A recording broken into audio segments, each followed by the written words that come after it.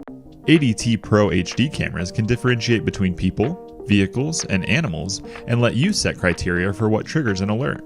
Let's create a rule using a ground zone to trigger a smart alert. After logging in at control.adt.com, select Video. Click Recording Rules. Then click Add New Rule. Select Video Analytics as the trigger for your alert. Now choose the camera you'd like to use. Select Ground Zone, then click Next. In Scenery, select Indoors or Outdoors, then adjust your minimum object detection size if needed. Then click Next. Now let's name our rule.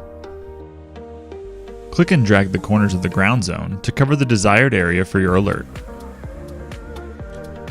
Dial in your rule by setting the length of time an object needs to stay in the zone to trigger a recording, and the minimum delay between recorded clips. Select when you want the rule to run and add exceptions if needed.